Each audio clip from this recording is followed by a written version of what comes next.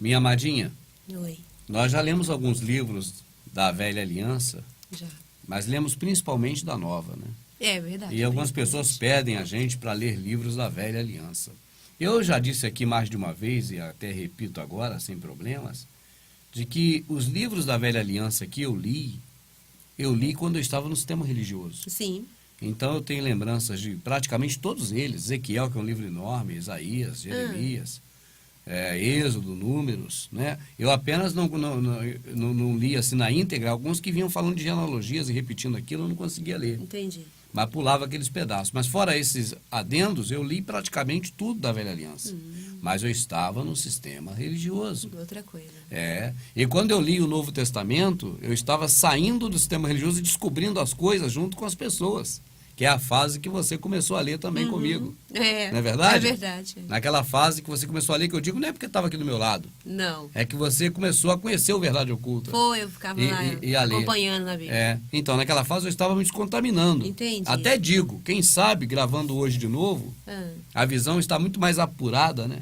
Do que estava naquela época. época. E quem sabe daqui a uns 3 anos gravando de novo, vai estar mais muito que mais hoje. apurada do que hoje. Do que hoje. Você não sabe, né? Não sabe. Mas o certo é que nós vamos ler hoje um livro aí da Velha Aliança.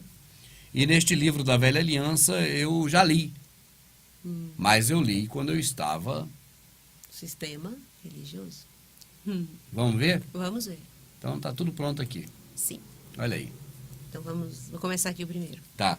Primeiro, amada, só lembrando, quando nós lemos livros igual dos profetas, eu não sei se você está lembrada, mas sim. nós demos assim uma situação assim do momento, do ambiente que se aplicava a tal livro. Certo. Tu lembra disso? Quando nós lemos Miqueias, quando lemos Amós, Oséias. A gente sempre disse o período de tempo que foi. Agora vamos ler um profeta chamado Dayanu, ou Daniel, blasfemado, né? Sim.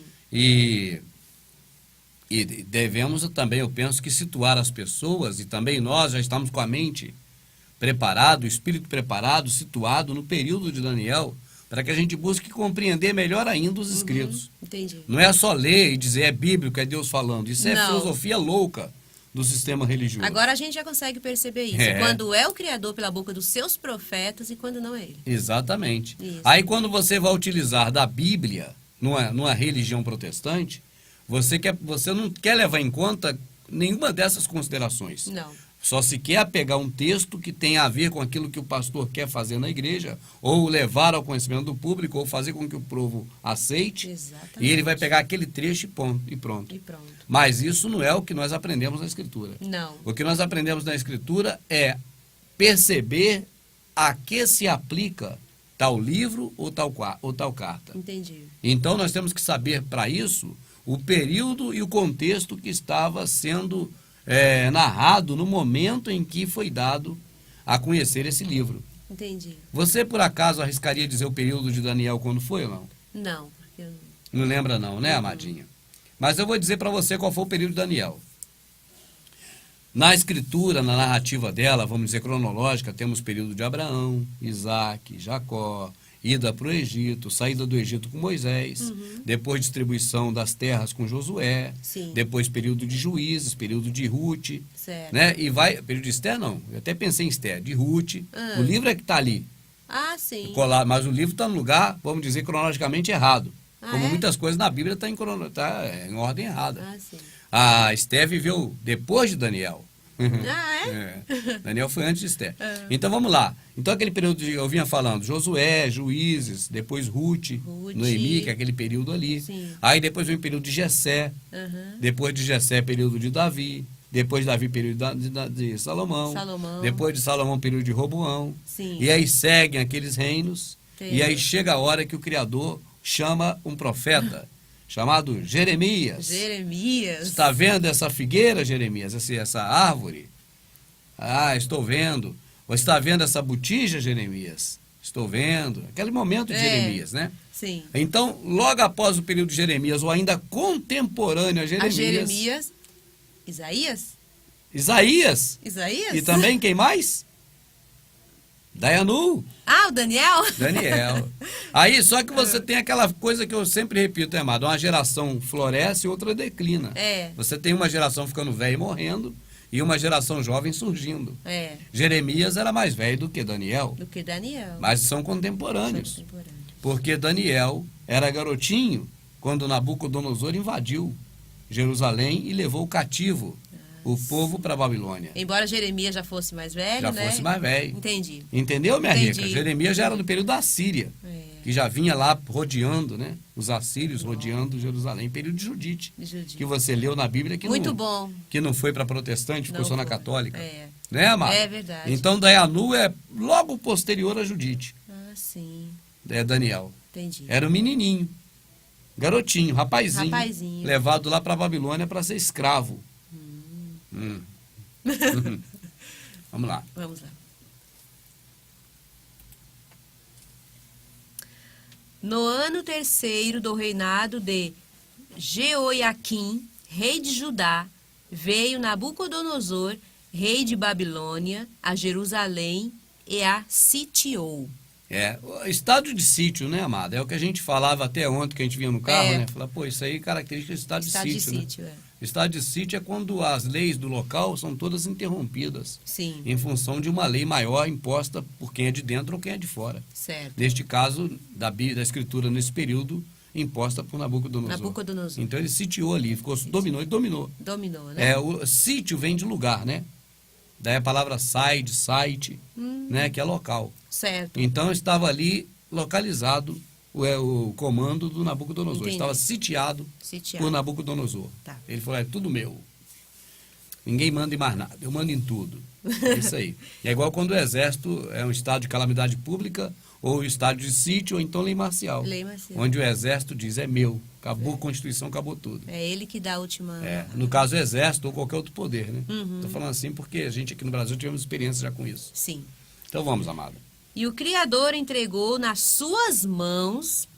Foi Ah. Nabucodonosor, amada, que por ele próprio invadiu lá e deu tudo certo e decidiu isso? Não, Foi o Criador. foi o meu Criador que entregou nas mãos dele. amado. Entregou nas mãos dele. E o Criador ainda chamou ele de meu servo. Meu servo. E enviou ele. É esse mesmo Nabucodonosor que iria sitiar aqui, né? Que iria invadir aqui, né? Que iria ser entregue a cidade para ele. Foi desse que Jeremias, antecessor a Daniel, falou para o povo não lutar, não ir contra, Criador porque já já te entrega. estava determinado pelo Pai. É o que nós isso? falamos hoje, amada. Aham. Essa já era. Essa já era. Era o que Jeremias falava naquela época. Essa já era. Então era dessa invasão que Jeremias estava dizendo para o povo ir e não tem se mais rebelar, que não ia ter jeito. Não tem jeito. Legal.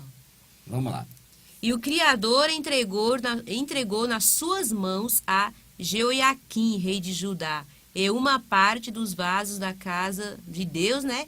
E ele os levou para a terra de Sinar, para a casa do seu Deus, e pôs os vasos na casa do tesouro do seu Deus. Amada, mudou alguma coisa? Tirar de um templo religioso em Jerusalém e colocar no outro lá na Babilônia? Não.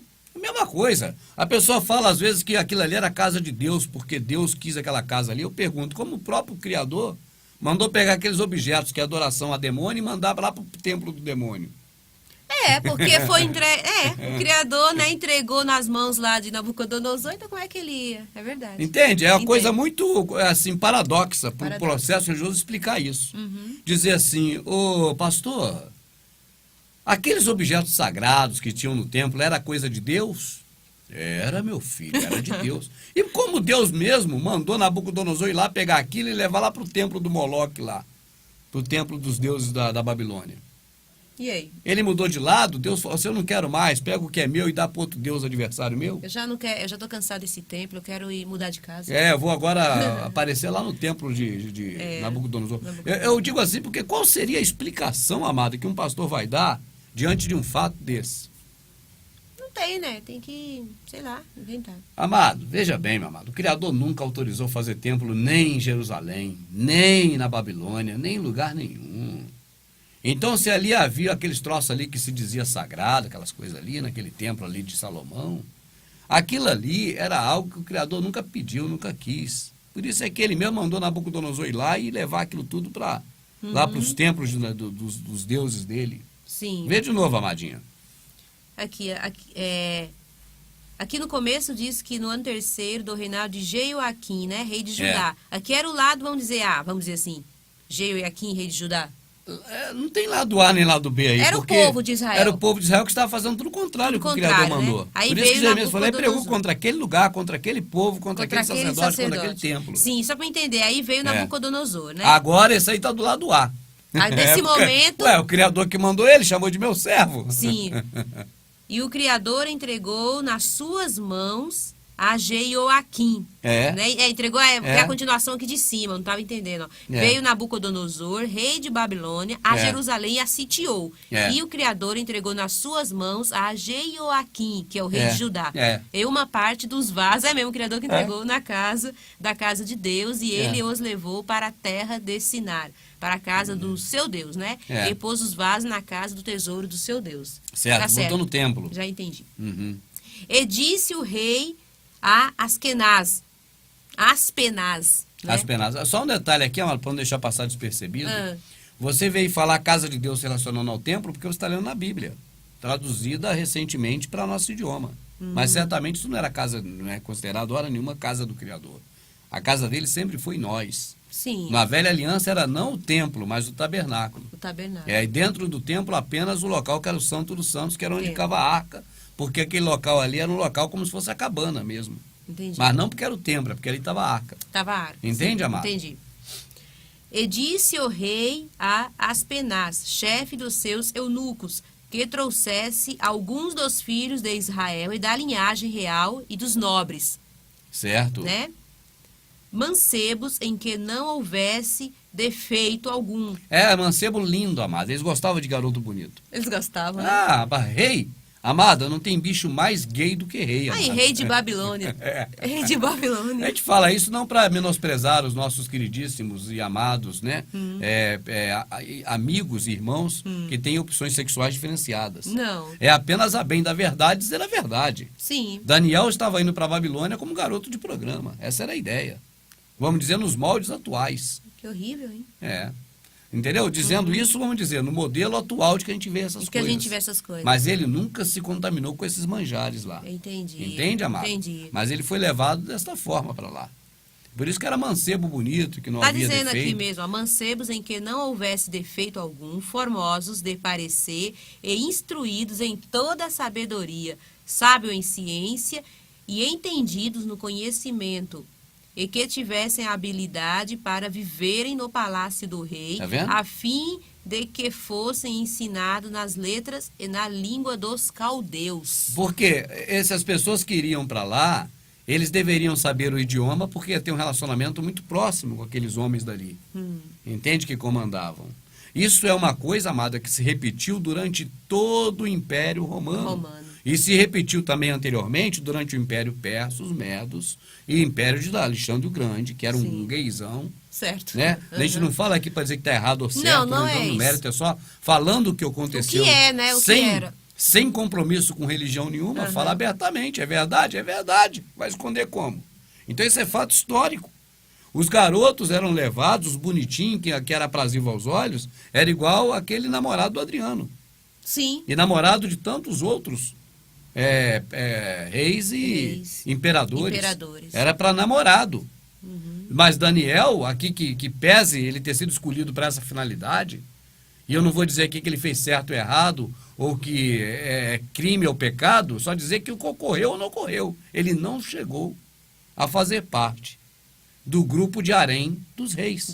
De se deitar com outro homem. Entendi. É a bem da verdade histórica. E não a bem de macular ou proteger quem tem opções sexuais diferenciadas da minha amadinha e de mim, por exemplo. Sim. Agora, o processo religioso, eu não vou falar por mim, que eu não me lembro, mas eles não falam que levaram esses homens de Israel para esse propósito aí.